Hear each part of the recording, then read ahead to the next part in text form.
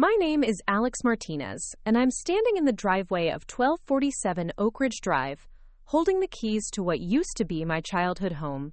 The irony isn't lost on me that 13 years ago, my own parents threw me out of this very house with nothing but a backpack and $23 to my name. Today, at 30 years old, I just bought it back from the bank at a foreclosure auction. The same parents who called me worthless and told me I'd never amount to anything are now renting the guest house in the back from me. Life has a funny way of coming full circle, doesn't it? But before we jump back in, tell us where you're tuning in from, and if this story touches you, make sure you're subscribed, because tomorrow, I've saved something extra special for you. Standing here now, watching my father Bob tend to what used to be his prized rose garden, I can still remember the exact words he screamed at me that humid August night in 2010. "Get out of my house, you ungrateful piece of trash. Don't you ever come back here." The front door had slammed so hard that the little ceramic angel my grandmother had given us fell from its perch and shattered on the porch.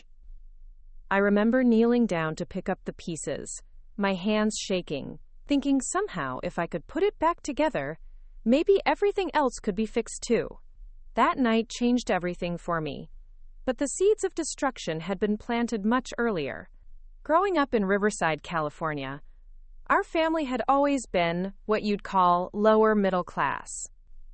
Dad worked as a mechanic at Henderson's Auto Shop on Main Street, and Mom Linda cleaned houses for the wealthier families up in the hills. We weren't rich, but we had each other, or at least I thought we did. Our little ranch house on Oak Ridge Drive had been Dad's pride and joy. He'd bought it in 1995 when I was just 2 years old, and he never let anyone forget how hard he'd worked to get that mortgage approved. The house itself wasn't much to look at from the outside.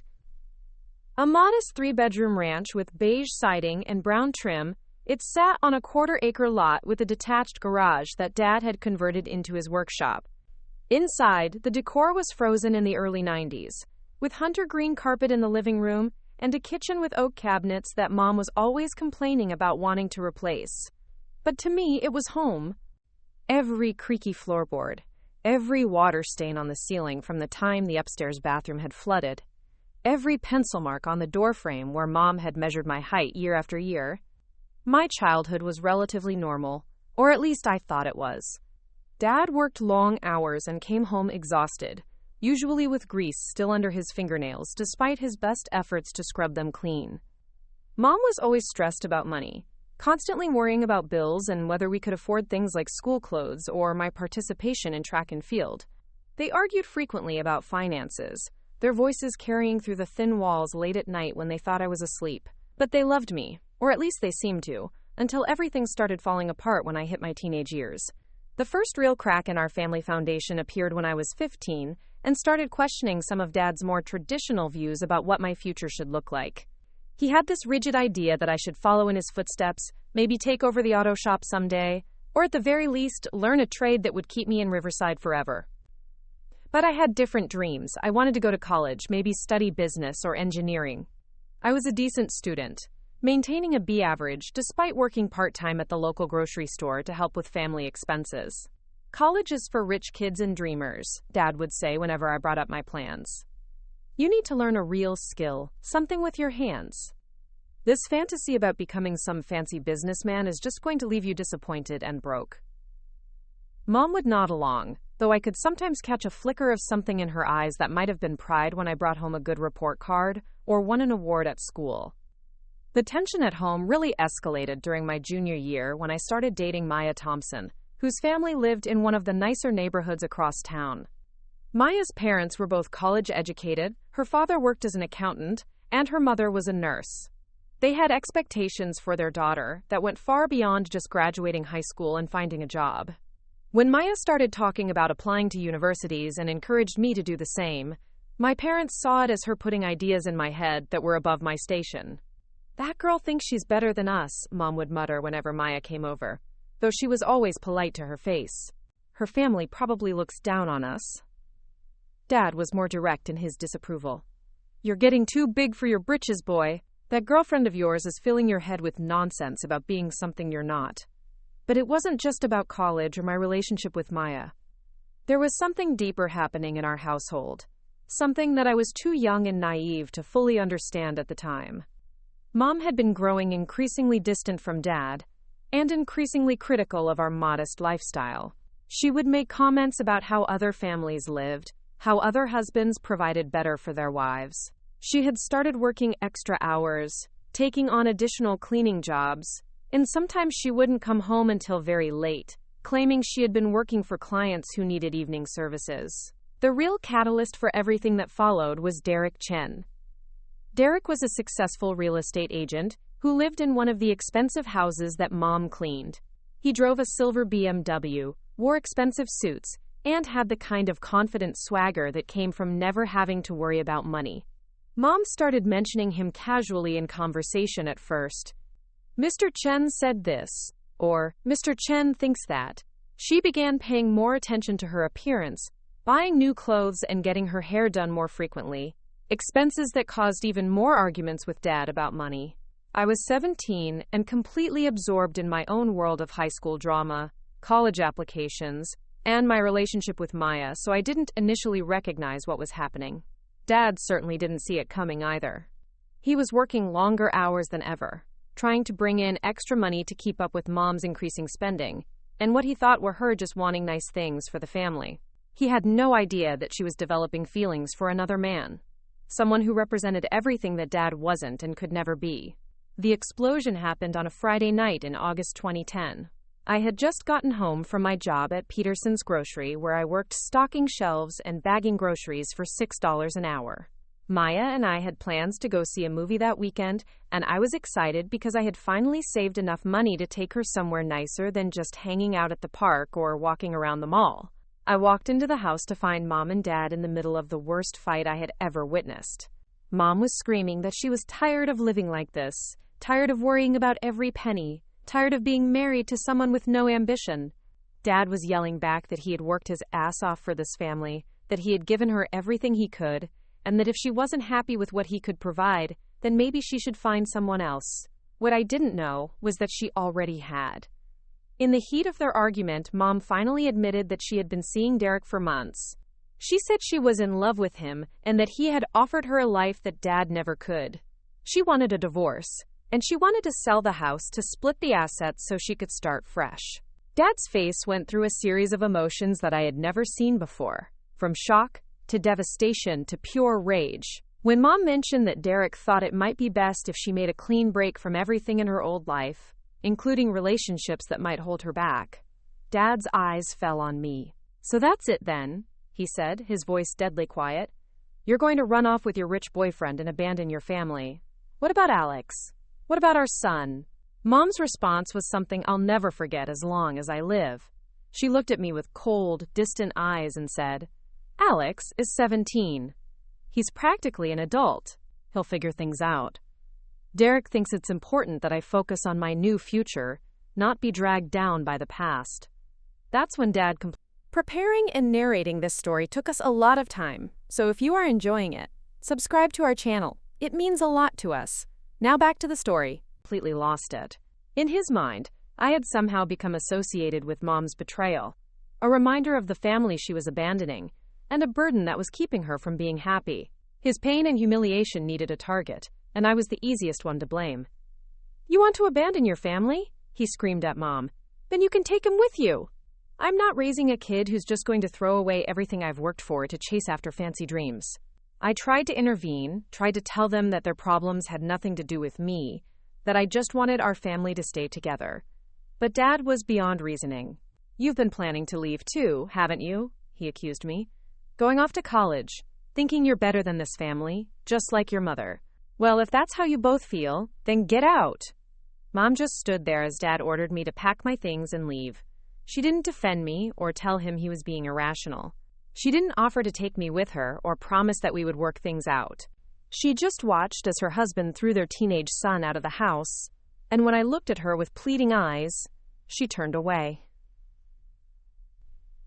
Derek had convinced her that starting fresh meant cutting all ties to her old life, and apparently that included me. I packed what I could fit in my old school backpack. took the $23 I had in my wallet, and walked out the front door of the only home I had ever known. Dad slammed the door behind me so hard that the little ceramic angel fell and shattered, and I heard the deadbolt slide into place. I stood on the front porch for nearly an hour, hoping that one of them would come outside and tell me this was all a mistake, that we could work things out. But the house stayed dark and silent. With nowhere else to go, I walked the 3 miles across town to Maya's house, my backpack growing heavier with each step. The Thompsons took me in without question when Maya explained what had happened. Mrs. Thompson cried when she heard the story, and Mr. Thompson's jaw tightened with anger at how my parents had treated me. They set up a temporary bed in their garage apartment, which was really just a converted space above their garage that they used for storage, but it had electricity and was clean and dry. "You can stay here as long as you need to," Mrs. Thompson assured me. "No child should be thrown out of their home like that." But I knew I couldn't stay with them forever. They were good people, but they had their own family to worry about, and I was already feeling like a burden despite their kindness. The next few days were a blur of trying to figure out what I was going to do with my life. I was starting my senior year of high school in just 2 weeks, but I had no idea how I was going to afford basic necessities, let alone college. I had been planning to apply for scholarships and financial aid, but everything had been dependent on having my parents' support and information for the applications. Now I was essentially on my own at 17, with no family support and very limited resources. Maya and her parents tried to help me figure out my options. Mr. Thompson looked into whether I could be declared an emancipated minor, which would allow me to qualify for financial aid based on my own income rather than my parents'. Mrs. Thompson researched scholarship programs for students in difficult circumstances. Maya spent hours with me filling out paperwork and applications, determined that we would still go to college together as we had planned. But the reality of my situation was harsh. I needed to work more hours just to pay for basic necessities, which meant my grades started slipping. I was exhausted all the time from the stress and the emotional trauma of being abandoned by my family. I felt angry, hurt, and confused about how my life had changed so dramatically in just one night. Some days I could barely get out of bed, and other days I was so furious that I wanted to march back to Oak Ridge Drive and confront my parents about what they had done. 3 weeks after I was kicked out, I learned that Mom had indeed moved in with Derek. She had filed for divorce and was demanding her half of the house value as part of the settlement. Dad was fighting it, partly because he couldn't afford to buy her out and partly because he was still hoping she would change her mind and come back. The house that had been his pride and joy was now just another casualty of their broken marriage. Maya kept trying to convince me to reach out to my parents, to try to reconcile with at least one of them. "Maybe your dad was just in shock," she would say. "Maybe if you give him some time to cool down, he'll realize he made a mistake."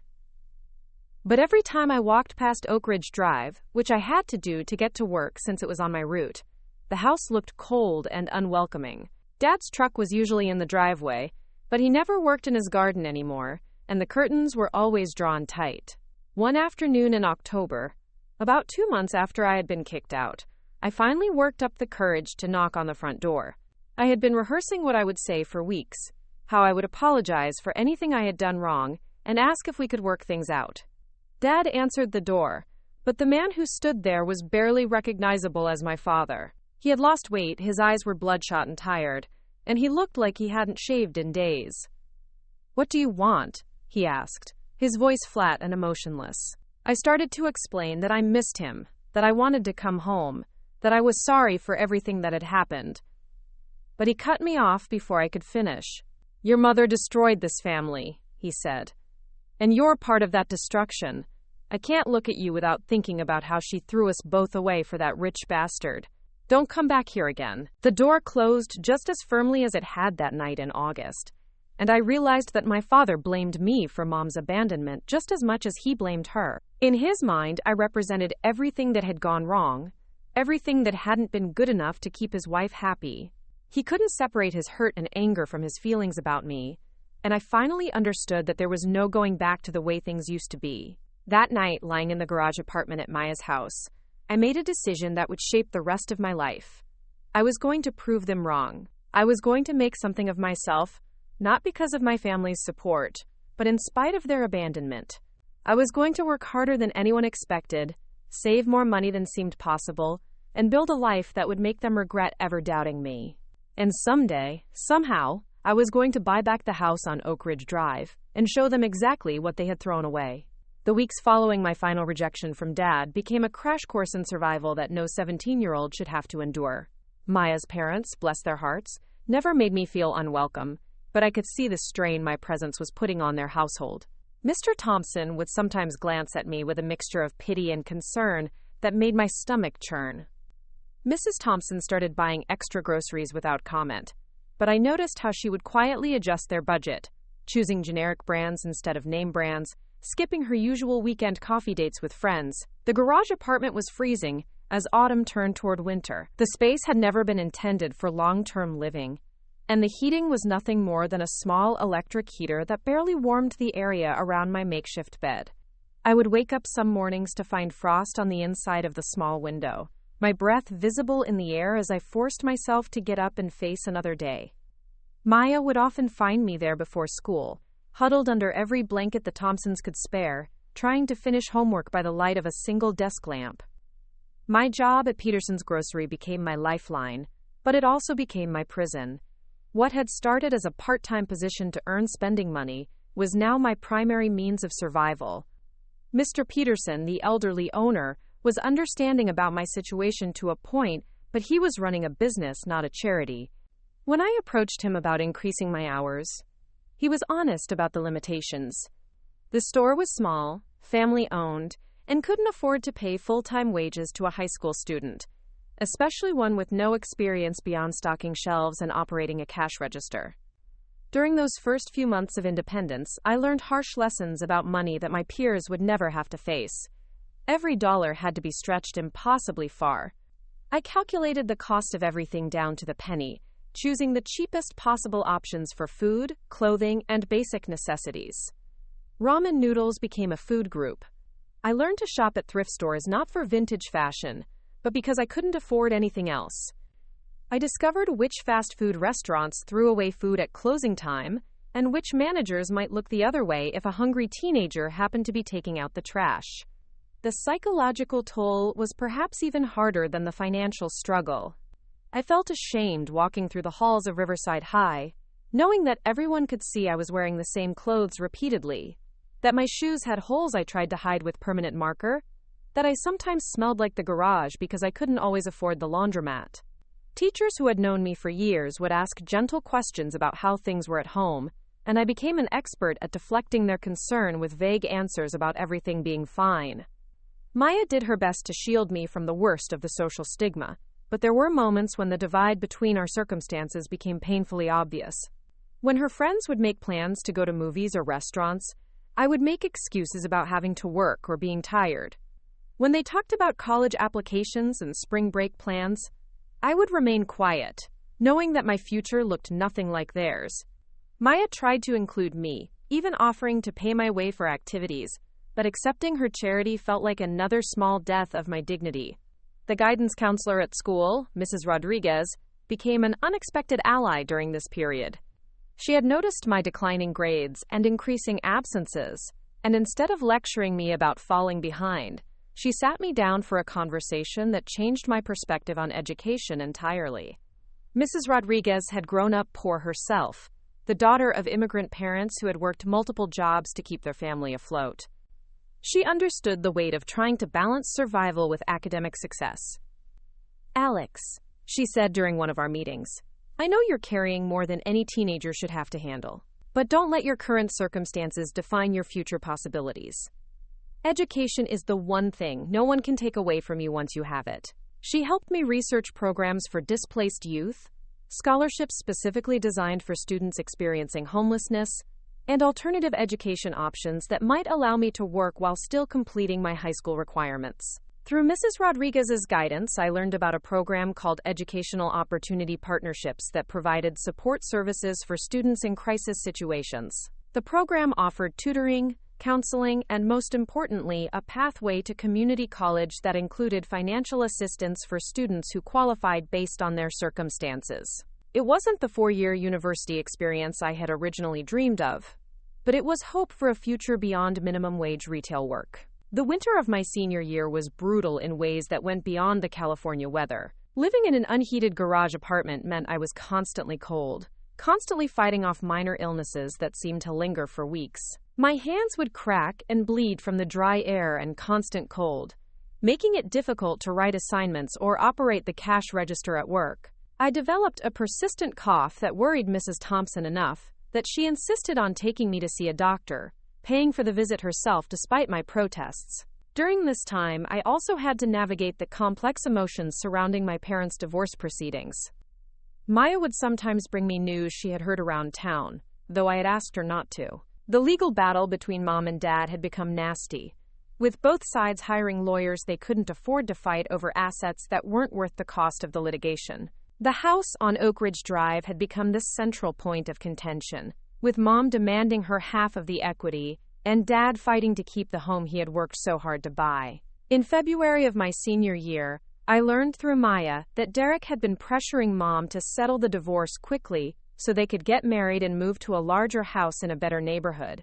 Derek had his eye on a property in the exclusive Hillcrest development, where homes started at $500,000. The irony wasn't lost on me that Mom, who had always complained about our modest middle-class lifestyle, was now chasing an even more expensive version of the same suburban dream. Dad, meanwhile, had become something of a ghost in our small community. Neighbors reported that he rarely left the house except for work, that the yard was becoming overgrown, and that he seemed to have aged years in the space of months. Mr. Henderson, who owned the auto shop where Dad worked, had expressed concern about his job performance and attendance. The man who had once taken pride in his work and his home was falling apart in every measurable way. I felt a complicated mixture of emotions about my parents' struggles. Part of me wanted to feel vindicated, to see their pain as just consequences for how they had treated me, but a larger part of me just felt sad for the family we had once been, for the happy memories that now seemed tainted by how everything had ended. I found myself grieving not just for my current situation, but for the loss of my entire childhood narrative. The stories I had told myself about being loved and wanted had been rewritten overnight, and I was still struggling to understand who I was in this new version of reality. Spring brought some relief from the cold, but it also brought new challenges as graduation approached. My grades had stabilized somewhat, thanks to Mrs. Rodriguez's support, and my determination to prove I could succeed despite my circumstances. But they weren't strong enough to earn me the scholarships I would have needed for a traditional college experience. The community college program looked increasingly like my best and only option for continuing my education. Maya had been accepted to UC Davis with a partial scholarship, and the reality that we would be separated began to sink in for both of us. Our relationship had been tested by the stress of my situation, by the inequality in our circumstances, and by the simple fact that we were both 18-year-old kids trying to handle adult problems. Maya felt guilty about her family's comfort while I struggled, and I felt resentful about the ease of her path forward, while mine seemed to be nothing but obstacles. The job at Peterson's Grocery, while essential for my survival, had become a source of increasing frustration as I watched my classmates prepare for futures that seemed impossibly bright compared to my prospects. Mr. Peterson was a kind man, but he was also old-fashioned in his views about young people and their potential. He would often make comments about how working hard at the store could lead to management opportunities, perhaps eventually taking over the business when he retired. While I was grateful for his employment, the idea of spending my entire life in that small store felt like a prison sentence. It was during this period of feeling trapped and hopeless that I met James Rodriguez, a man who would become one of the most important influences in my life. Jim, as he insisted everyone call him, was Mrs. Rodriguez's husband and the owner of Rodriguez Construction Company. He had come to the store to buy supplies for a job site when he overheard me helping another customer calculate the materials needed for a small home repair project. I had picked up quite a bit of practical knowledge from watching Dad work around our house over the years, and I was able to give detailed advice about the best approach for the customer's needs. Jim was impressed not just by my knowledge, but by my attitude and work ethic. He watched me for a few more minutes as I efficiently handled multiple customers, maintained a friendly demeanor despite obviously being exhausted, and demonstrated the kind of problem-solving skills that couldn't be taught in school. When there was a lull in customers, he approached me directly. "You're Alex Martinez, right? My wife Elena has mentioned you. She's your guidance counselor." I nodded, wondering if I was in some kind of trouble. "She's told me about your situation, and I've been watching you work here today. I run a construction company, and I'm always looking for young people who aren't afraid of hard work and can think on their feet. Would you be interested in a part-time job that pays better than retail and might teach you some valuable skills?" The offer seemed too good to be true, and I told him I would need to think about it. Jim handed me his business card and said, "I understand you need to be careful about opportunities that seem too easy. But sometimes, good things happen to people who deserve them. Why don't you come by the job site tomorrow after school? You can see what we do, meet some of the crew, and decide if it's something that interests you. No pressure, no commitment." That night, I lay in the garage apartment staring at Jim's business card and wondering if this could be the break I had been hoping for. The idea of learning construction skills appealed to me on multiple levels. It was practical knowledge that could always earn me a living, it paid better than retail work, and it felt like the kind of honest, hard work that might help me build the self-respect I had been struggling to maintain. Maya was excited about the possibility when I told her about Jim's offer. "This could be exactly what you need," she said. "Real skills, better money, and maybe a path towards starting your own business someday." But she also expressed concern about the physical demands of construction work and whether it would interfere with my education plans. We spent hours talking through the pros and cons, trying to weigh immediate financial needs against long-term educational goals. The next afternoon, I rode my bike to the address Jim had given me, a residential neighborhood about 15 minutes from downtown Riverside. The job site was a modest ranch house that was being completely renovated, and I could see workers on the roof, in the yard, and moving in and out of the front door with materials and tools. The scene was organized chaos, with everyone seeming to know exactly what they were supposed to be doing and working together efficiently to complete their tasks. Jim spotted me as I parked my bike and walked over with a genuine smile. "Alex, glad you decided to check us out. Let me show you around and introduce you to some of the guys." For the next hour, he walked me through the renovation project, explaining the different phases of work, the skills required for each task, and how the crew was organized. The workers I met were friendly and welcoming, a mix of ages and backgrounds united by their pride in their craftsmanship and their respect for Jim as a fair and knowledgeable boss. What impressed me most was the quality of the work being done and the attention to detail that went into every aspect of the renovation. This wasn't just slapping together a quick fix, but carefully planned improvements that would genuinely enhance the value and livability of the home. Jim explained that Rodriguez Construction specialized in residential renovations and custom homes, working primarily with middle-class families who wanted to improve their properties rather than wealthy clients seeking luxury additions. "We're not the cheapest option in town," Jim told me as we watched his crew install new kitchen cabinets, "but we're honest, we're reliable, and we stand behind our work. Our clients know that when they hire us, the job will be done right the first time." The philosophy resonated with me, especially given my recent experiences with people who had proven to be untrustworthy and unreliable. By the time I left the job site that afternoon, I knew I wanted to work for Rodriguez Construction. Jim offered me a position starting at $12 an hour, more than double what I was making at Peterson's Grocery, with the opportunity to learn different skills and take on more responsibility as I gained experience. The work would be physically demanding, and the hours would be longer than my retail job, but the pay increase would significantly improve my financial situation, and the skills I learned could serve me for the rest of my life. Giving notice at Peterson's Grocery was one of the most difficult conversations I had ever had. Mr. Peterson had been kind to me during a time when kindness was rare, and I felt guilty about leaving him short-handed. But when I explained the opportunity Jim was offering, Mr. Peterson surprised me with his response. "Alex, I've watched you work here for months, and you're a good kid with a strong work ethic. But this job was never going to be enough for someone with your potential. I'm proud of you for recognizing a better opportunity and having the courage to take it." My first day working construction was a humbling experience that reminded me how much I still had to learn about everything. The physical demands were immediately apparent as I spent 8 hours carrying materials, digging trenches for electrical work, and helping to frame new walls. By the end of the day, every muscle in my body ached. My hands were covered in blisters despite wearing gloves, and I was exhausted in a way that retail work had never achieved. But there was also something deeply satisfying about the work that I hadn't expected.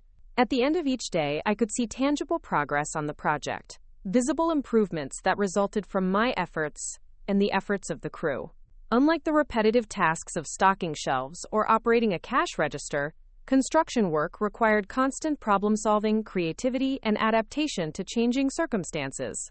Every house was different, every project presented unique challenges, and every day brought new learning opportunities. Jim was an excellent teacher who understood how to balance challenge with support for a new worker. He would assign me tasks that pushed my abilities without being overwhelming, and he was always available to answer questions or provide guidance when I encountered something unfamiliar. The other crew members were equally helpful, sharing their knowledge and experience without making me feel like a burden or a liability. Within a month of starting at Rodriguez Construction, my financial situation had improved dramatically. The increased wages allowed me to move out of the Thompson's garage apartment into a small studio apartment downtown, giving me my first real independence and privacy in almost a year. The apartment was tiny and far from luxurious, but it was mine, and having my own space felt like a tremendous achievement after months of depending on others' generosity. The physical work was also changing me in ways that went beyond just building muscle and developing calluses. The confidence that came from learning new skills, from being trusted with increasingly complex tasks, and from earning respect through competence rather than sympathy, began to reshape how I saw myself and my potential. For the first time since being kicked out of my parents' house, I began to believe that I might actually be able to build the kind of life I wanted, rather than just surviving day to day. Maya noticed the changes in me when she came to visit my new apartment for the first time. I had been worried that she would be disappointed by the small, sparse space, but instead, she seemed impressed by my independence and the pride I took in my modest achievements. "You seem different," she told me as we sat on my second-hand couch eating pizza. "More confident, more settled. Like you're not just reacting to things anymore, but actually making choices about your life." She was right, though I hadn't fully realized it myself. The chaos and helplessness that had defined my life since August were beginning to give way to a sense of purpose and direction. I was still angry about how my parents had treated me, still hurt by their abandonment, but those emotions were no longer the primary forces driving my decisions. Instead, I was beginning to focus on what I wanted to build rather than what I had lost. During this period, I also began to develop a deeper understanding of the construction industry and the business opportunities it represented. Jim was generous with sharing his knowledge about not just the technical aspects of renovation work, but also the business side of running a construction company. He explained how he estimated jobs, managed client relationships, handled permits and inspections, and built the reputation that allowed him to charge premium prices for quality work. Construction is one of the few industries where you can still build a real business from nothing but hard work and skill, Jim told me one afternoon as we cleaned up after completing a kitchen renovation. "You don't need a college degree or family connections or startup capital.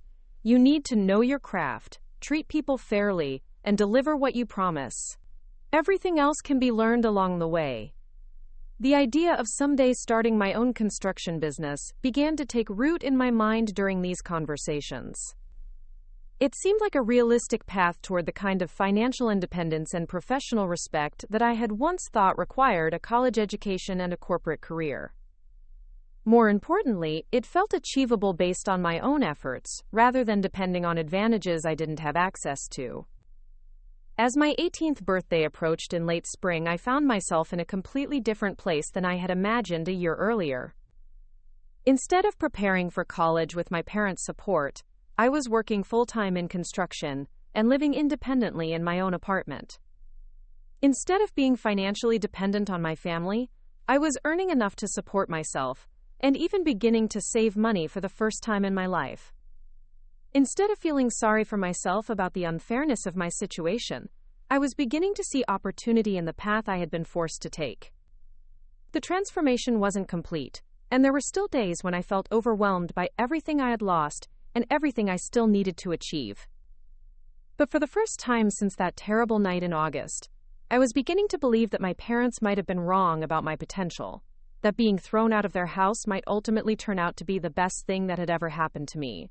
The memorial service for my grandfather, Eduardo Martinez, was held on a humid Tuesday morning in July, 6 months after I had started working for Rodriguez Construction. Grandpa Eduardo had been Dad's father, a man who had immigrated from Mexico in the 1960s and built a modest landscaping business with nothing but determination and an old pickup truck. He had been the one person in my extended family who had always believed in the value of hard work and self-improvement, often telling me stories about how he had taught himself English by reading newspapers, and how he had saved every penny to buy his first piece of property in America. I hadn't spoken to my father since that awful day when he had slammed the door in my face, but I felt obligated to attend Grandpa's service. Maya offered to come with me for moral support, but I declined, knowing that this was something I needed to face alone. I borrowed a dress shirt from one of my coworkers and used my savings to buy a simple black tie, wanting to show proper respect for the man who had taught me that dignity came from honest work, not from what others thought of you.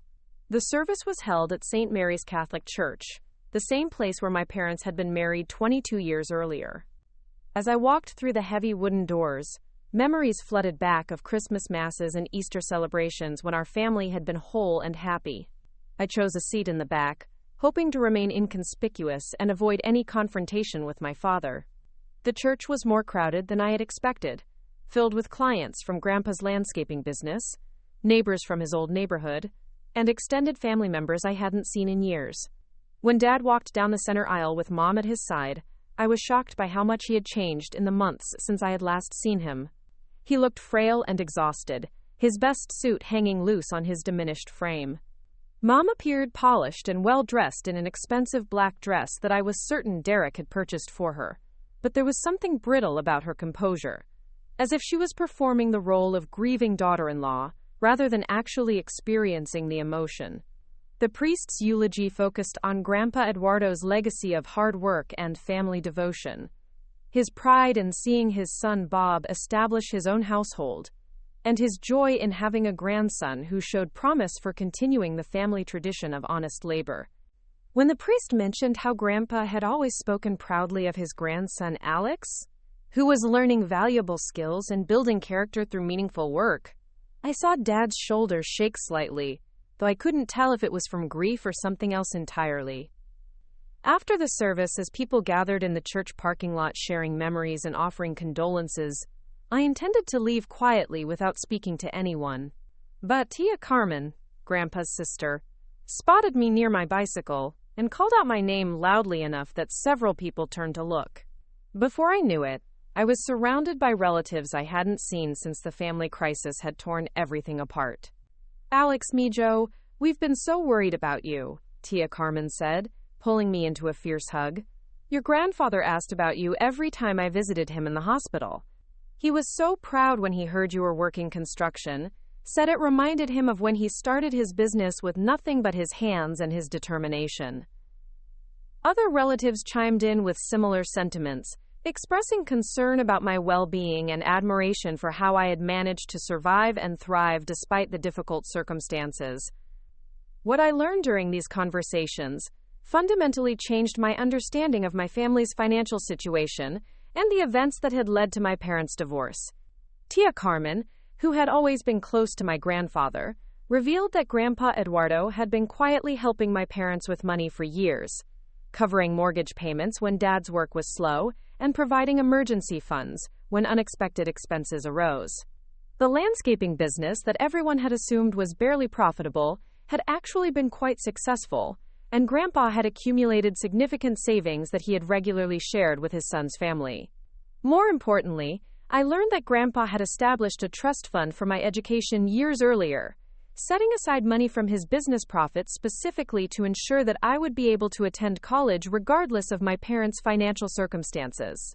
The fund had grown to nearly $40,000 over the years, enough to cover tuition and living expenses for a 4-year degree at a state university. Grandpa had intended to tell me about the fund when I graduated high school, wanting it to be a surprise gift that would open doors to opportunities he had never had. He was devastated when he heard what happened between you and your parents, Tia Carmen explained, her voice heavy with emotion. He spent his last months trying to figure out how to get the money to you directly, but the trust was set up to require both your parents' signatures for any distributions. He was too weak to change the legal documents, and he was afraid that your father would refuse to sign out of stubbornness and anger. The revelation that I had been working multiple jobs and struggling financially while $40,000 sat in an account designated for my future was almost too much to process.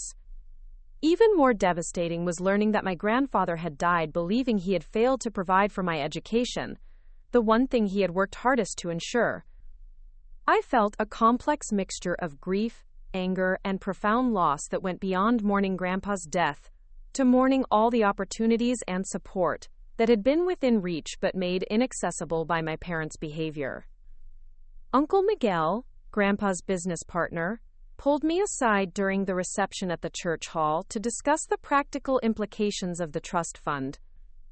As the executor of Grandpa's estate, he had legal authority to distribute the education funds, but he was required by the terms of the trust to attempt reconciliation between me and my parents before taking any action. Your grandfather's deepest wish was for this family to heal, Uncle Miguel explained. He believed that money should bring families together, not drive them apart. But he also believed that you deserved the chance to better yourself through education. I agreed to meet with Uncle Miguel and a lawyer the following week to explore options for accessing the education fund without requiring my parents' cooperation. The possibility of finally being able to attend college felt surreal after months of assuming that my academic dreams were permanently out of reach. At the same time, I was terrified of getting my hopes up only to have them crushed again if legal complications made the money inaccessible. The conversation with my extended family also revealed disturbing information about Derek's influence on my mother and the extent of the financial pressure that had contributed to my parents' marriage falling apart. Several relatives mentioned that Mom had been asking family members for loans in the months before the divorce, claiming that Dad's gambling problem was putting their house at risk. This was news to everyone, including me, since Dad had never shown any signs of gambling addiction and had always been extremely conservative with money. Tia Carmen, who had been skeptical of Mom's claims from the beginning, had done some investigating of her own after being asked for a substantial loan. She had discovered that Mom was actually borrowing money to finance an increasingly expensive lifestyle that included regular dinners at upscale restaurants, shopping trips to Beverly Hills, and weekend getaways to luxury resorts. All of these expenses were being incurred during her relationship with Derek, who had convinced her that she deserved to live like the wealthy clients whose houses she cleaned. Your mother was never a materialistic person before she met that man, Tia Carmen explained. She was proud of living simply and making do with what your father could provide. But Derek filled her head with ideas about what her life should look like, convinced her that your father was holding her back from the lifestyle she deserved. He made her ashamed of the life she had built with your family. The information painted a picture of manipulation and financial irresponsibility that helped explain why my parents' marriage had deteriorated so rapidly. Derek had systematically undermined Mom's satisfaction with her life, convincing her that she was entitled to luxury, and that Dad's inability to provide it was a character flaw, rather than a simple economic reality. The gambling addiction story had been a fabrication designed to justify her financial requests from family members, and to portray Dad as the villain in their marriage's destruction. During the week following Grandpa's funeral, I found myself reevaluating everything I thought I knew about my family's situation, and my own role in the events that had led to my exile. The revelation that I had been caught in the middle of a sophisticated manipulation campaign, rather than simply being an unfortunate casualty of a failing marriage, changed how I understood my parents' behavior and my own future possibilities. Jim Rodriguez had noticed my distraction at work and finally asked me directly what was troubling me. When I explained about the education fund and the family revelations from the funeral, he surprised me with his response. "Alex, I've been watching you work for months now, and you have real talent for this business. You're smart, reliable, and you learn faster than anyone I've ever trained. But you're also young, and you shouldn't have to choose between education and financial security. If there's a way for you to go to college and continue working construction during breaks and summers, that might give you the best of both worlds. The conversation with Jim opened up possibilities I hadn't considered. Rather than viewing college and construction work as mutually exclusive paths, I began to explore ways to combine both options to create a more robust foundation for my future. Jim offered to maintain a part-time position for me during the school year and guaranteed full-time summer employment that would allow me to continue building my skills and earning money while pursuing my education. The meeting with Uncle Miguel and the estate lawyer the following Tuesday was more encouraging than I had dared to hope. The lawyer explained that while the trust required parental cooperation for distributions during my minority, my recent 18th birthday had changed the legal landscape significantly. As an adult, I could potentially petition the court to access the education funds directly, especially given the documented breakdown in my relationship with my parents and their refusal to support my educational goals. The trust was established specifically for your education, the lawyer explained, and your grandfather's documented intentions were clear.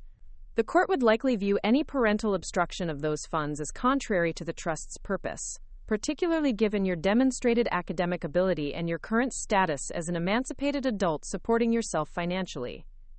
The legal process would take several months and would require documentation of my academic performance, my financial independence, and my parents' refusal to support my education.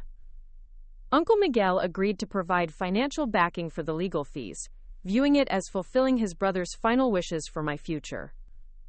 For the first time in nearly a year, college began to seem like a realistic possibility rather than an impossible dream. Maya was ecstatic when I told her about the potential education fund and the possibility of attending college after all. She had deferred her admission to UC Davis for a year, ostensibly to save money for tuition, but really because she was reluctant to leave me behind in Riverside. The news that I might be able to join her in pursuing higher education the following year gave her the confidence to move forward with her own plans, while maintaining hope that we would eventually be on similar paths again. "This changes everything," she said as we sat in my small apartment planning potential scenarios for the future. "You could study business or engineering like you always wanted, maybe even specialize in construction management or real estate development.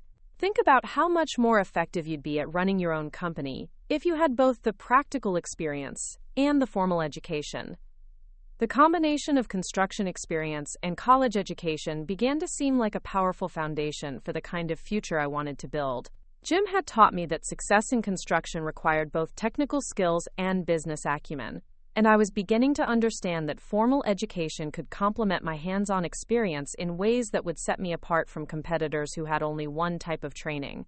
While waiting for the legal proceedings regarding the education fund to progress, I threw myself into my work with Rodriguez Construction with renewed energy and focus. Knowing that I might have the opportunity to attend college made every day of practical experience feel more valuable, not less. I began keeping detailed notes about different construction techniques, business practices, and client management strategies, treating my job as an extended internship that would inform my future academic studies. Jim noticed my increased engagement and began involving me in more complex aspects of the business. He taught me how to read architectural plans, how to estimate material costs and labor hours, and how to communicate with clients about project timelines and potential complications. When long-term clients began requesting me specifically for their projects, Jim started paying me a small commission in addition to my hourly wages, recognizing that my presence was adding value to the business beyond just manual labor. The work was also changing my relationship with the physical environment of Riverside in ways I hadn't anticipated. Spending my days improving and renovating homes throughout the community gave me a deep appreciation for the craftsmanship and care that went into creating livable spaces. I began to see houses not just as shelter, but as expressions of their owners' dreams and aspirations, as projects that could transform lives by improving daily living conditions. This new perspective made me think differently about my own housing situation and long-term goals. The small apartment that had represented freedom and independence when I first rented it began to feel temporary and limiting. I started imagining what it would be like to own property someday, to have the security and pride that came with building equity rather than just paying rent. More specifically, I began to fantasize about someday owning a house that I could renovate and improve using the skills I was learning. creating something beautiful and valuable through my own efforts. During this period of growing confidence and expanding possibilities, I maintained my policy of avoiding Oak Ridge Drive and any contact with my parents. The information I had learned at Grandpa's funeral had answered many of my questions about the family breakdown, but it had also reinforced my belief that my parents had made their choices and would need to live with the consequences. I was building a life based on my own efforts and merit, and I didn't want to complicate that progress by reopening old wounds or trying to force reconciliation with people who had shown they couldn't be trusted with my well-being. Maya occasionally brought me news about my parents that she heard through community connections, though I had asked her not to actively seek out information. Dad had apparently become something of a recluse, rarely socializing and showing little interest in maintaining the house or yard that had once been his pride. Mom and Derek had indeed gotten married in a small ceremony and moved to a larger house in Hillcrest, but neighbors reported that their relationship seemed increasingly strained as Derek's financial problems became more apparent. The contrast between my parents' declining circumstances and my own improving situation gave me a complex mixture of satisfaction and sadness. Part of me felt vindicated that their decision to abandon me had not led to the happiness they had apparently expected.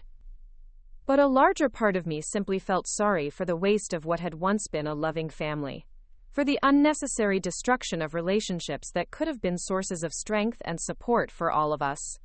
As autumn approached and Maya prepared to leave for UC Davis, we both understood that our relationship was entering a new phase. The intense dependency and mutual support that had sustained us through the crisis of my family breakdown was giving way to a more mature partnership between two young adults pursuing their own goals and dreams.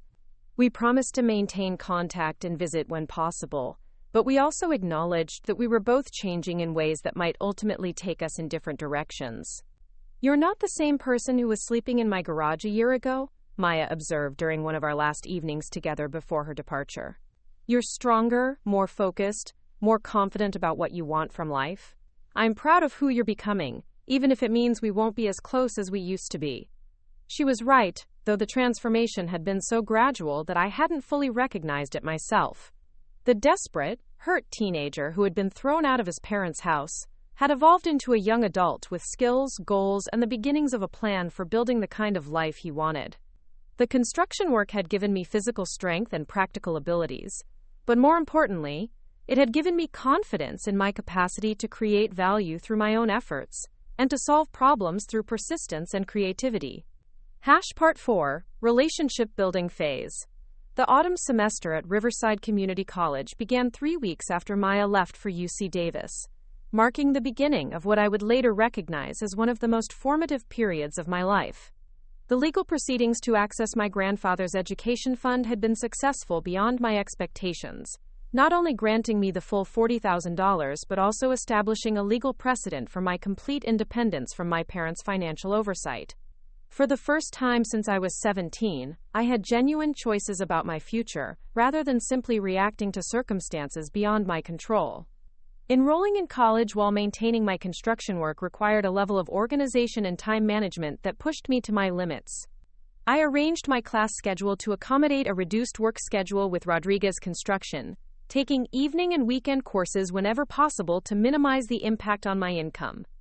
Jim had been incredibly supportive of my educational goals, adjusting my responsibilities to include more estimating and project management tasks that complemented my business coursework, while still providing hands-on construction experience. My first semester course load included Introduction to Business Management, College Algebra, English Composition, and Basic Accounting. The transition back to academic work after more than a year of purely practical employment was challenging in ways I hadn't anticipated. My hands, calloused from months of construction work, felt clumsy holding pencils for extended writing assignments. My mind, accustomed to solving immediate physical problems, struggled initially with the abstract concepts and theoretical frameworks that dominated classroom discussions. But I had advantages over my younger classmates that became apparent within the first few weeks of classes. My work experience had given me a practical understanding of business operations that made the management and accounting courses much more relevant and interesting than they would have been otherwise. When professors discussed inventory management, cash flow analysis, or customer relations, I could connect their theories to real situations I had observed or participated in at Rodriguez Construction. The English composition course proved to be an unexpected revelation. Professor Janet Mitchell, a woman in her 50s who had previously worked as a journalist, encouraged students to write about their personal experiences as a way of developing their analytical and narrative skills. My first essay, about learning construction work as a pathway to independence, received the highest grade in the class and led to a conversation with Professor Mitchell that would significantly influence my academic direction. You have a natural storytelling ability and a unique perspective on the relationship between education and practical work, Professor Mitchell told me after class one evening. Have you considered exploring communication or business writing as areas of focus? The construction industry could benefit from people who understand both the technical and business sides and can communicate effectively with all stakeholders. The suggestion opened up possibilities I hadn't considered. I had been thinking about my education primarily as a way to enhance my construction and business skills, but Professor Mitchell's feedback made me realize that my combination of practical experience and academic learning could be valuable in ways that went beyond traditional contracting work. I began to envision possibilities in construction consulting, project management for large developments, or even real estate development that combined my growing technical knowledge with stronger communication and analytical skills. During this first semester, I also developed friendships with classmates that provided a different kind of social connection than I had experienced since Maya's departure. Many of my fellow students were older than traditional college freshmen, including military veterans, single parents returning to school, and workers like me who were pursuing education to advance their careers. The shared experience of balancing multiple responsibilities and working toward ambitious goals created bonds that felt more substantial than typical college socializing. One of these friendships with a classmate named Tony Valdez would prove particularly important for my future development. Tony was 25, a former Marine who had served 2 tours in Afghanistan before returning to Riverside to help care for his disabled father. He was studying business with a focus on nonprofit management, planning to eventually start an organization that helped veterans transition to civilian careers. Tony's combination of military discipline, life experience, and commitment to service provided a model of purposeful living that influenced my own thinking about long-term goals. The key to building something meaningful, Tony told me during one of our study sessions at the college library, is understanding that success isn't just about personal achievement. The best businesses, the strongest communities, and the most satisfying careers are built on solving real problems for other people. Figure out how your skills can make other people's lives better, and you'll never lack for opportunities or motivation. Tony's perspective helped me think more systematically about the construction industry and the role I wanted to play within it. Rather than simply focusing on learning skills that would help me earn more money, I began considering how construction work could address genuine community needs, and how my growing expertise could be used to create value for clients, workers, and the broader community. This shift in thinking led me to volunteer for a Habitat for Humanity project during my winter break from classes. The organization was building affordable housing for low-income families in Riverside, and they needed skilled volunteers who could work independently and help train less experienced helpers. My months of experience with Rodriguez Construction made me one of the more capable volunteers on the project, and I found myself in a leadership role that required both technical knowledge and communication skills. Working on the Habitat project introduced me to Maria Santos, a single mother of 2, who was earning her new home through the program's requirement that recipients contribute sweat equity to the construction process. Maria worked as a house cleaner during the day and spent her evenings and weekends learning construction skills alongside the volunteers. Her determination to provide a stable home for her children, despite working multiple jobs and attending evening English classes to improve her employment prospects, reminded me of my own struggles and reinforced my appreciation for the dignity that came from working toward meaningful goals.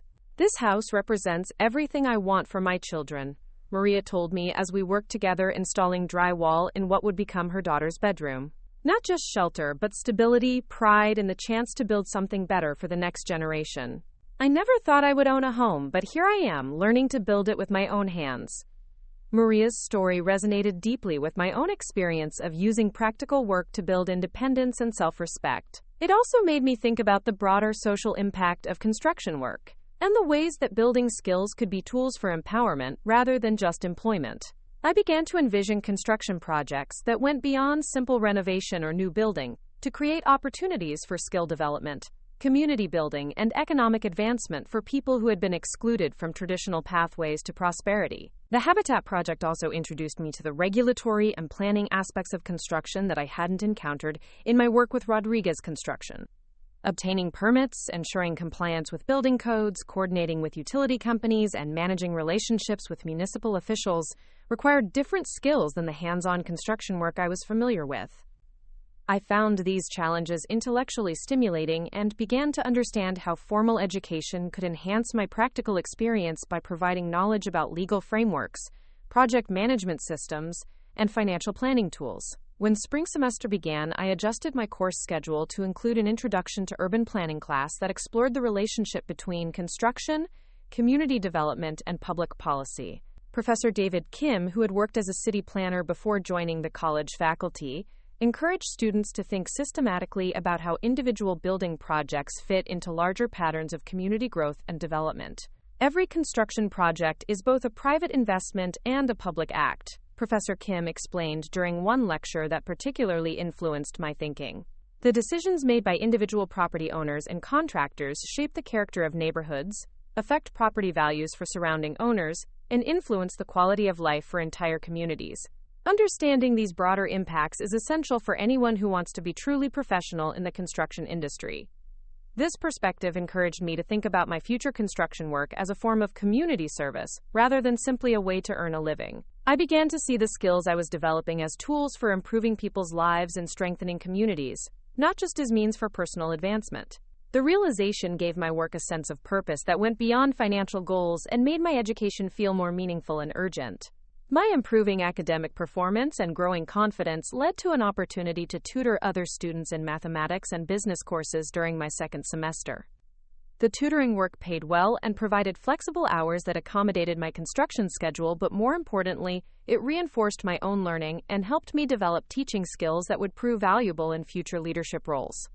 Explaining complex concepts to struggling students forced me to understand the material more deeply and gave me practice in the kind of clear communication that Professor Mitchell had identified as one of my strengths. One of my tutoring students, Jennifer Park, was a recent high school graduate whose parents had immigrated from Korea to provide educational opportunities for their children. Jennifer was brilliant, but struggled with English language requirements and felt overwhelmed by the cultural differences between her family's expectations and the American college experience. Helping her navigate these challenges gave me insight into the obstacles faced by first-generation college students and reinforced my appreciation for the support systems that had enabled my own educational success. My parents sacrificed everything to give me opportunities they never had, Jennifer told me during one of our tutoring sessions. But sometimes I feel like I'm disappointing them because I can't succeed as quickly or easily as they expected. They don't understand how different everything is here, how much I have to learn beyond just the academic content. Jennifer's struggles reminded me of my own feelings of displacement and uncertainty during my first months of independence. They also made me grateful for mentors like Jim Rodriguez and Professor Mitchell, who had provided guidance and support during my transition to adult responsibilities. I began to think about how I could eventually provide similar mentorship to other young people who were navigating difficult circumstances or pursuing ambitious goals without adequate family support. As my second semester progressed, I also began to develop a clearer vision of my long-term career goals and the role that education would play in achieving them. Rather than simply using college to enhance my construction skills, I began to see education as a pathway to a more comprehensive understanding of business, community development, and leadership that would enable me to create opportunities for others while building my own success.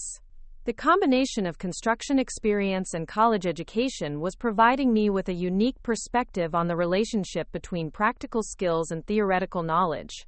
I was learning to value both types of learning while understanding how they could complement each other to create more effective problem-solving and more innovative approaches to traditional challenges.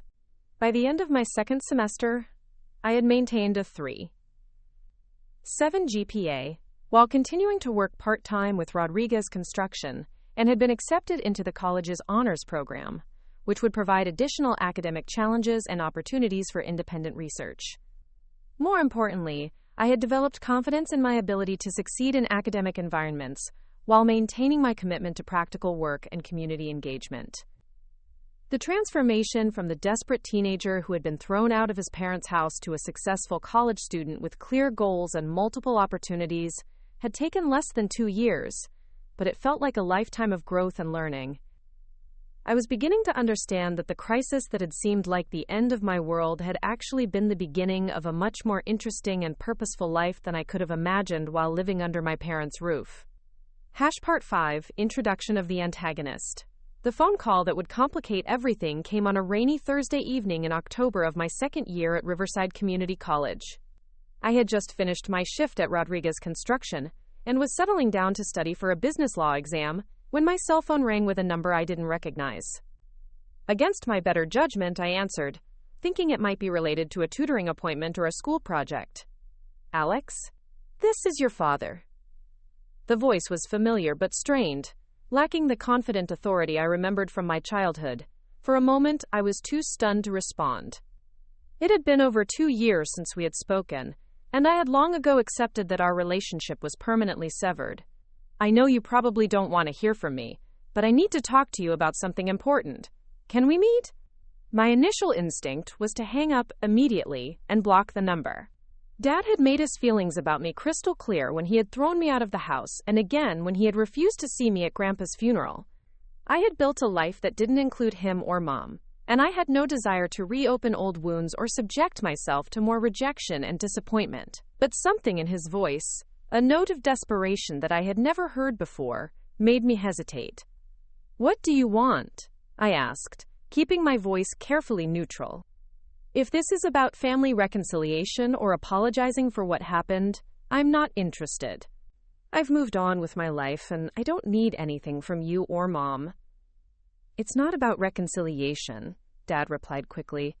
"At least, not exactly. It's about Derek. I've learned some things about him that I think you should know. Things that affect all of us. He's not who your mother thinks he is, and the situation is getting dangerous."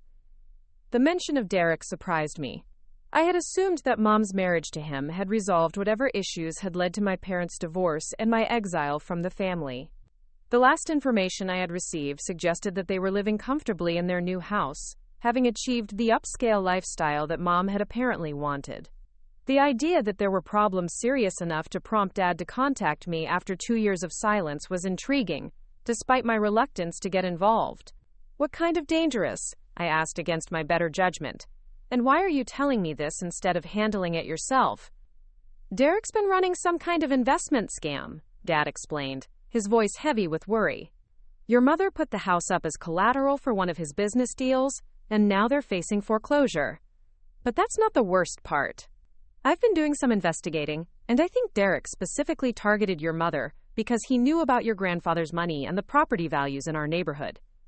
The implications of what Dad was suggesting began to sink in.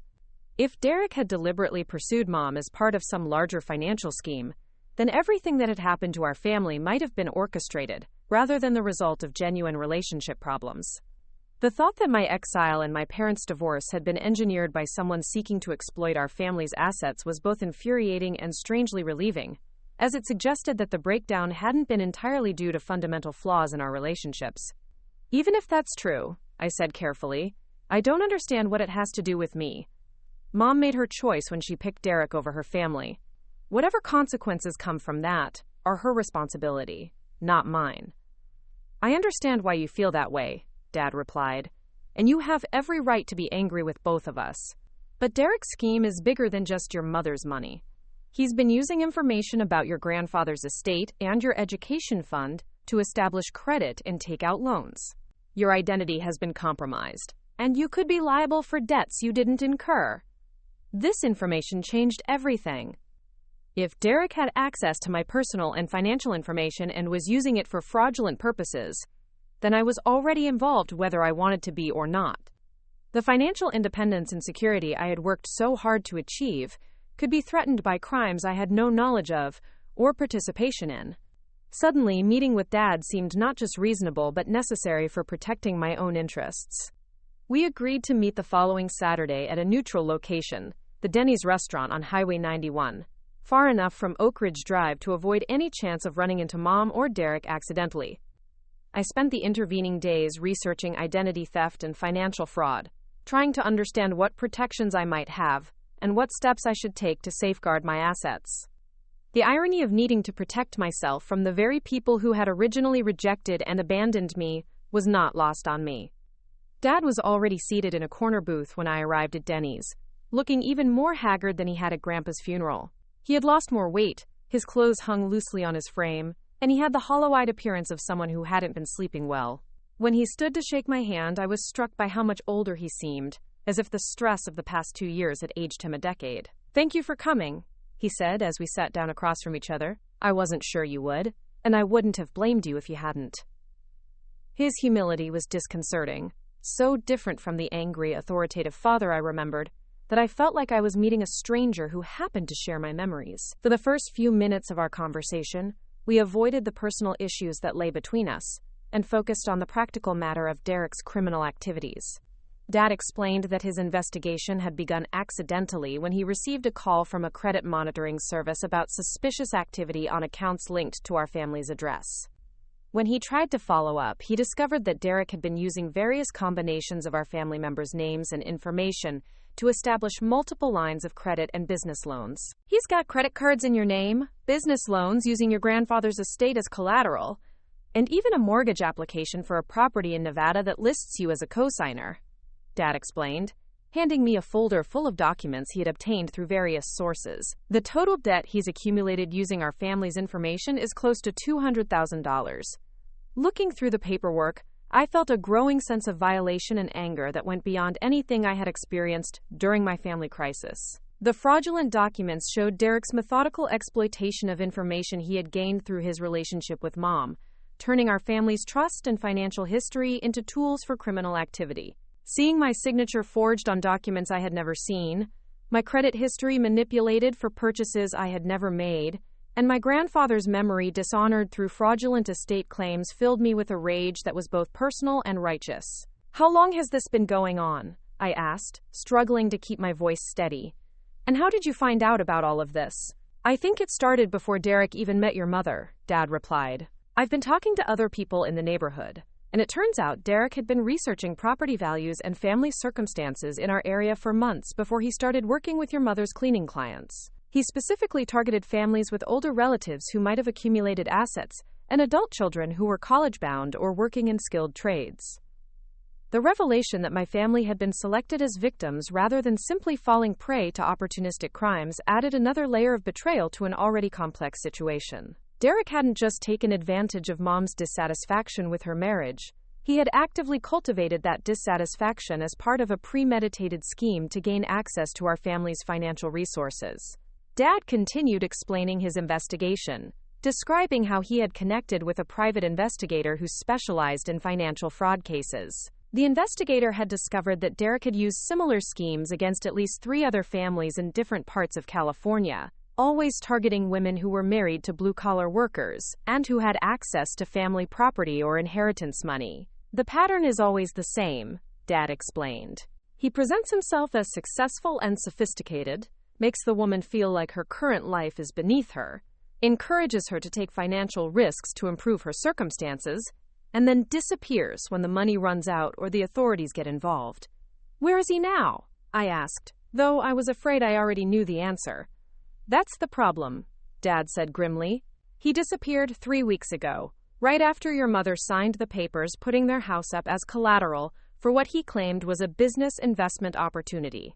She hasn't heard from him since, and all the contact information she had for him has been disconnected. She's facing foreclosure on the house, she's got creditors calling constantly, and she's just now beginning to understand that everything Derek told her about his business and his finances was lies." The image of Mom discovering that her new life was built on deception and fraud stirred complicated emotions in me. Part of me felt vindicated that her decision to abandon our family for Derek's promises had led to such obvious consequences, but a larger part of me simply felt sad for the destruction of whatever happiness she thought she had found, and concerned about her practical situation as a victim of criminal fraud. "What does she want from me?" I asked, though I suspected the answer would be difficult to hear.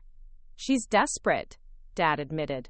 She's lost the house, her credit is destroyed, and she's facing potential legal liability for Derek's crimes. She wants to come home, Alex. She wants to try to rebuild what we had before Derek came into our lives. The request for reconciliation hung in the air between Dad and me like a challenge I wasn't prepared to face.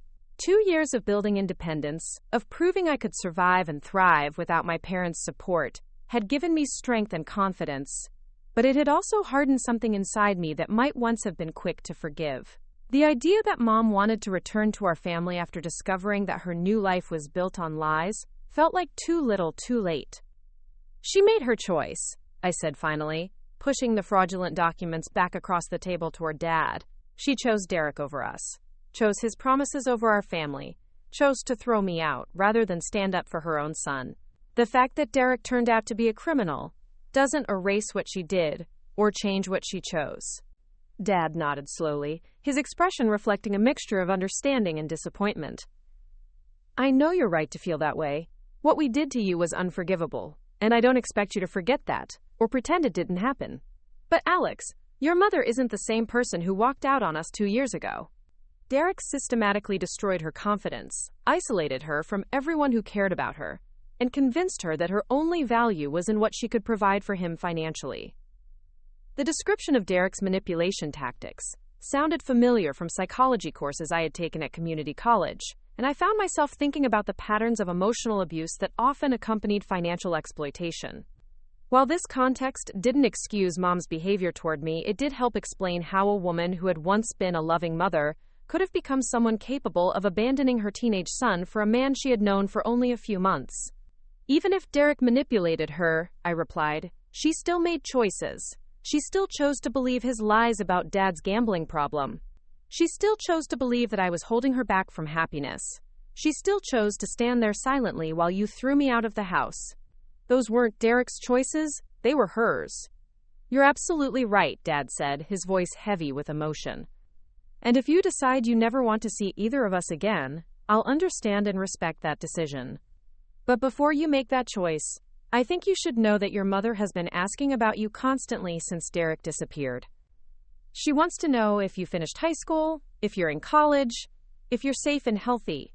She's been carrying around newspaper clippings about local scholarship recipients, hoping to see your name. The image of Mom clipping scholarship announcements while living in her expensive house with Derek struck me as both pathetic and heartbreaking.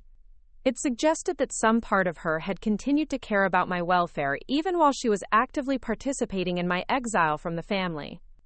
The contradiction was difficult to process and challenged my understanding of her motivations and character.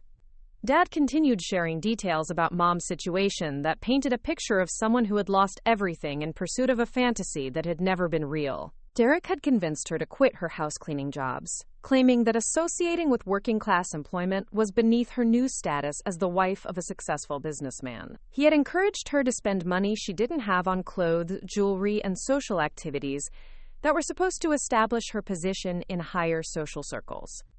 When his business ventures failed and creditors began demanding payment, he had pressured her to use her assets as collateral, always promising that the next investment would solve all their problems. She mortgaged everything, Dad explained. Not just the house Derek bought, but she also took out a second mortgage on our old house on Oak Ridge Drive to provide him with investment capital. She signed papers she didn't understand, guaranteed loans for businesses that never existed, and put her name on credit applications for purchases she never saw.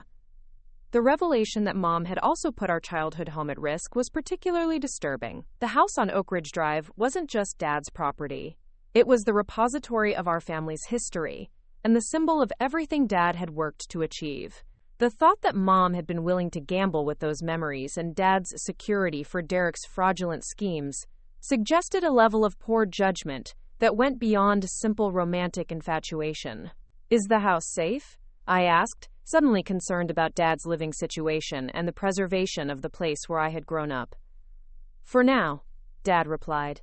But if the authorities can't recover any of the money Derek stole, and if your mother can't find a way to pay off the loans she guaranteed, I could lose it too. It's another reason I wanted to talk to you.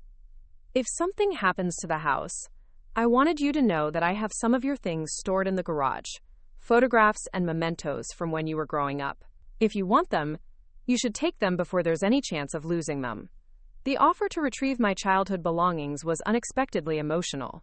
I had left Oak Ridge Drive with nothing but a backpack, abandoning photo albums, school projects, sports trophies, and other tangible reminders of my first 17 years. During the worst periods of homelessness and financial struggle, I had told myself that those material possessions didn't matter, that my memories were more important than objects. But the possibility of actually recovering those items stirred feelings I hadn't anticipated. I'd like that, I admitted. Not everything, but there are some photos of Grandpa and some books that belong to him that I'd want to keep safe. Dad's face brightened slightly at my acceptance of his offer. We could do that this weekend if you want. Your mother is staying with her sister Carmen while she tries to figure out her next steps, so the house is empty except for me. You could come by and take whatever you want without having to see her if you're not ready for that. The prospect of returning to Oak Ridge Drive was both appealing and terrifying. I hadn't been inside the house since the night I was thrown out, and I wasn't sure how I would react to being surrounded by memories of happier times. At the same time, the opportunity to reclaim some connection to my past felt important for my continued healing and growth. Over the next hour, Dad and I worked through the practical aspects of dealing with Derek's identity theft and fraud. He had already reported the crimes to local police and the FBI, but the investigation was complicated by Derek's use of multiple aliases and his apparent flight from California. The private investigator Dad had hired was working to trace Derek's actual identity and locate assets that might be recovered, but the process could take months or years, with no guarantee of success. The important thing for you, Dad explained, is to document everything Derek did using your information and take steps to protect your credit and financial accounts going forward. The investigator gave me a list of steps you should take immediately to minimize your exposure to additional fraud. We spent time going through the recommended protection measures, which included placing fraud alerts on my credit reports, closing any accounts that might have been compromised, and filing detailed reports with both local law enforcement and federal agencies. The process was tedious and time-consuming, but I was grateful for Dad's research and assistance in navigating systems I had never encountered before. As our conversation began to wind down, I found myself asking questions about Dad's own situation and emotional state that I hadn't intended to explore. 2 years of anger and hurt had made it easy to dismiss his well-being, but seeing him in person made it clear that he had suffered significantly from the family breakdown as well. "How are you doing, really?" I asked. "You look like you've lost a lot of weight, and Mrs. Rodriguez mentioned that people in the neighborhood have been worried about you." Dad's attempt to smile was unsuccessful, and he looked down at his hands before responding. "Honestly, Alex, the last 2 years have been the worst of my life. Losing your mother was devastating, but losing you was worse. I knew she was making a mistake with Derek, but I thought she would figure it out and come back. But what I did to you, throwing you out when you needed us most, that was unforgivable. I've been living with that guilt every day since it happened." The admission of guilt and regret was something I had longed to hear during the darkest periods of my exile, but now that it was finally offered, I found myself feeling more sad than vindicated. Dad's suffering didn't undo the damage that had been done, but it did suggest that he understood the magnitude of his mistakes, and had been carrying the weight of them for as long as I had been carrying the weight of abandonment. "I'm not ready to forgive you," I said honestly. "What you did hurt me in ways that are still affecting my life. But I can see that you've been hurt too, and I don't take any pleasure in that." "I don't expect forgiveness," Dad replied. "I just wanted you to know that if you ever decide you want to have some kind of relationship with me again, even just occasional contact, I would welcome that. And I wanted you to know that I'm proud of what you've accomplished. Mrs. Rodriguez has kept me informed about your college success and your work with Jim's construction company. You've become the kind of man I always hoped you would be, and you did it without any help from me." The acknowledgement of my achievements felt unexpectedly meaningful coming from Dad. Despite my independence and success, some part of me had apparently still been seeking parental approval and recognition. Hearing that he had been following my progress and felt proud of my accomplishments provided a sense of validation that I hadn't realized I was missing. We exchanged contact information before leaving Denny's, agreeing to stay in touch regarding the ongoing investigation into Derek's crimes and the practical steps needed to protect my financial security. Dad also gave me his work schedule so I could arrange to visit Oak Ridge Drive at a time when he would be available to help me retrieve my belongings. The drive back to my apartment was emotionally exhausting. As I processed everything I had learned about Derek's criminal activities and my parents' current situations, the revelation that Derek had specifically targeted our family as part of an elaborate fraud scheme recontextualized everything that had happened during my senior year of high school. The arguments between my parents, Mom's dissatisfaction with their lifestyle, her growing distance from Dad and me, all of these had been symptoms of manipulation rather than genuine relationship problems. Understanding Derek's role in our family's destruction didn't excuse my parents' behavior toward me, but it did help explain how two people who had once been loving parents could have become capable of such cruel treatment of their own child. The knowledge that Mom had been systematically isolated and manipulated made her abandonment of me feel less like a deliberate betrayal and more like the tragic consequence of psychological abuse. At the same time, I struggled with feelings of anger toward myself for beginning to soften toward my parents after maintaining emotional distance for so long. The independence and self-reliance I had developed felt threatened by any movement toward reconciliation, as if forgiving them would somehow diminish the strength I had gained through surviving their abandonment. Maya called that evening from UC Davis, and I found myself sharing the entire story of Dad's revelations and Derek's crimes. Her response was characteristically thoughtful and balanced, helping me process the complex emotions I was experiencing without pushing me toward any particular course of action. "It sounds like you're dealing with two separate issues," Maya observed. "There's the practical matter of protecting yourself from Derek's identity theft, which you have to handle regardless of how you feel about your parents. And then there's the emotional question of whether and how to rebuild relationships with people who hurt you badly, even if they were being manipulated at the time." Her framework for understanding the situation helped clarify my thinking and reduce some of the confusion I had been feeling. I could work with Dad to address the criminal aspects of Derek's behavior without committing to family reconciliation. I could retrieve my belongings from Oak Ridge Drive without forgiving my parents for throwing me out. I could acknowledge that they had been victims of fraud without excusing their treatment of me. The weekend visit to Oak Ridge Drive was scheduled for Saturday afternoon, when Dad would be home from his morning shift at the auto shop, but before Mom was expected to return from her sister's house. I had been dreading the emotional impact of entering my childhood home for the first time in over 2 years. But the reality was different from what I had anticipated. The house looked smaller and shabbier than I remembered, with peeling paint around the windows and an overgrown yard that reflected Dad's depression and neglect. Inside, the rooms felt cramped and dated in ways that hadn't bothered me as a teenager but seemed obvious now that I had my own apartment and experience with construction work. The hunter green carpet that had once seemed sophisticated now looked tired and cheap, and the oak kitchen cabinets that Mom had always wanted to replace were clearly past their prime. Dad had organized my belongings in boxes in the garage, making it easy for me to sort through them and select the items I wanted to keep. Most of my old clothes and textbooks held no interest for me, but I was grateful to recover photo albums documenting family vacations and holidays when we had been happy together. I found my grandfather's collection of carpentry books, which I had forgotten about but now recognized as valuable resources for my construction work. There were also school awards and letters of recognition that documented my academic achievements before the family crisis had derailed my original college plans. Looking through these mementos was both nostalgic and validating, reminding me of the person I had been before everything fell apart, and confirming that my recent successes were consistent with earlier evidence of capability and determination.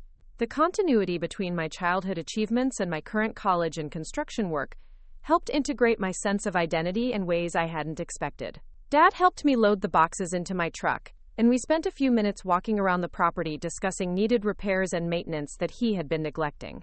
His depression and financial stress had clearly affected his ability to care for the house that had once been his pride and joy, and I found myself making mental notes about projects that could restore the property's value and appearance. "I know it doesn't look like much right now," Dad said apologetically as we surveyed the overgrown landscaping and deferred maintenance. "I just haven't had the energy or money to keep up with everything since your mother left." "The house has good bones," I replied, using a phrase I had learned from Jim Rodriguez. "Most of what needs to be done is cosmetic or basic maintenance. Nothing that couldn't be addressed with some time and effort." The conversation led naturally to discussing my construction experience and the skills I had developed working for Rodriguez Construction. Dad seemed genuinely interested in hearing about the projects I had worked on and the techniques I had learned, and I found myself sharing more details than I had intended about my professional development and future goals. "You've learned more about construction in 2 years than I learned in 20, Dad admitted. "I can fix cars and do basic home maintenance, but what you're describing sounds like real expertise. Jim Rodriguez must think highly of you to trust you with the responsibilities you're handling." The pride in Dad's voice was unmistakable, and I realized that some part of me had been hoping for exactly this kind of recognition and approval. Despite my independence and success, I apparently still valued my father's opinion and wanted him to see me as competent and accomplished. As I prepared to leave Oak Ridge Drive, Dad made an unexpected request. "Alex, I know you're not ready to reconcile with your mother, and I understand why, but would you consider letting me stay in touch with you? Not as a way of pushing for family reunion, but just so I can know how you're doing and maybe help out if you ever need anything." The request was reasonable and didn't feel manipulative or pressure-filled in the way I had feared family contact might be. Dad seemed to understand that rebuilding trust would be a gradual process that couldn't be rushed or forced, and he was asking for minimal connection rather than immediate forgiveness. "I think I'd be okay with occasional contact," I replied carefully. "Maybe coffee once a month or something like that. But I need you to understand that I'm not making any promises about where this leads, or whether I'll ever be ready for more than that." "I understand completely," Dad assured me. "I'm just grateful that you're willing to give me any chance at all. That's more than I deserve, and I won't take it for granted." The drive back to my apartment was less emotionally charged than I had expected, and I found myself feeling cautiously optimistic about the possibility of gradually rebuilding some kind of relationship with Dad. The revelation that Derek had orchestrated much of our family's destruction made forgiveness seem more possible, though I knew it would be a slow process that would require consistent evidence of change and trustworthiness from my parents. Over the following weeks, Dad and I maintained contact regarding the ongoing investigation into Derek's crimes and the steps needed to protect my financial security. The practical cooperation felt comfortable and productive, providing a foundation for trust that didn't require addressing the deeper emotional issues immediately. We also began meeting monthly for coffee, conversations that focused mainly on my college progress and construction work but occasionally touched on Dad's attempts to address his depression and rebuild his life. The process of protecting myself from Derek's identity theft proved to be more complex and time-consuming than I had anticipated, requiring multiple calls to credit agencies, banks, and government offices.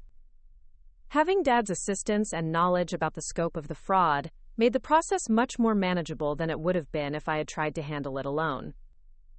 More importantly, working together on a practical problem that affected both of us began to rebuild some of the trust and communication that had been destroyed during the family crisis. I started to see Dad as someone who was genuinely committed to protecting my interests rather than just pursuing his own agenda for family reconciliation.